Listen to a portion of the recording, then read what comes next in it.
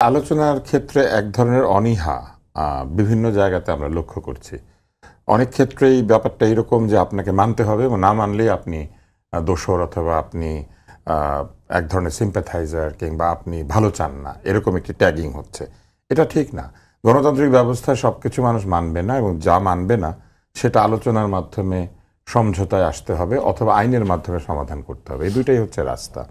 এখন ইশরাকের পক্ষে কিন্তু একটা জোরালো যুক্তি আছে। সেই যুক্তিটা হচ্ছে যে ইশরাকের বিরুদ্ধে যিনি ইলেকশন করেছিলেন এবং যাকে নির্বাচিত ঘোষণা করা হয়েছিল তিনি তার সরকারি পদ থেকে পদত্যাগ না করেই নমিনেশন পেপার সম্ভবত জমা দিয়েছিলেন এবং যে কারণে তার প্রার্থিতাই আসলে বৈধ ছিল না, এরকম একটা যুক্তি আছে। ফলে ইশরাক এটি তো দেখিয়েছে এবং আদালত তার যুক্তিতর্কে সন্তুষ্ট হয়েছে এবং আদালত রায় দিয়েছে।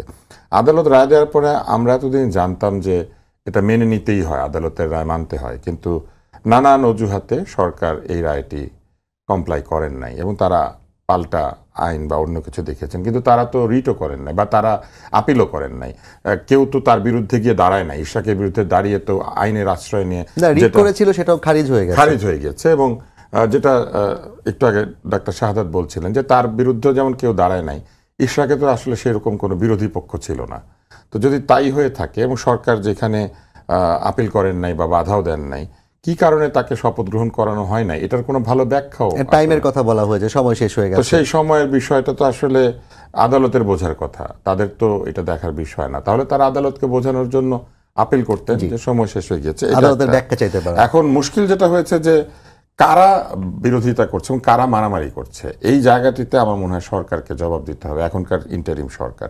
কেননা মব হয়, কিন্তু আমরা এই পর্যন্ত মব গ্রেপ্তার হতে দেখি নাই। এই সিইসির উপর আক্রমণের প্রেক্ষিতে একজনকে ধরা হয়েছে, তাও আবার স্বেচ্ছাসেবক দলের নেতা, তাকেই শুধুমাত্র। কিন্তু এর আগে আবার অন্যদেরকে ধরার পরে ধানমন্ডি থেকে ধরা হয়েছে, তাকে ছাড়িয়ে নিয়েছে একটি রাজনৈতিক দলের সদস্যরা গিয়েছেন এবং ছাড়িয়েও নিয়েছেন।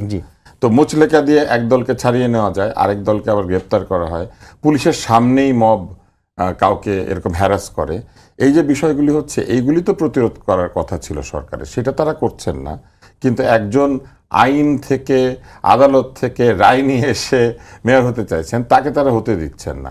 একদিকে তারা লোকজনকে আইন হাতে তুলে নিতে দিচ্ছেন, আবার অন্যদিকে তারা নিজেরা আইনের নির্দেশ মানছেন না।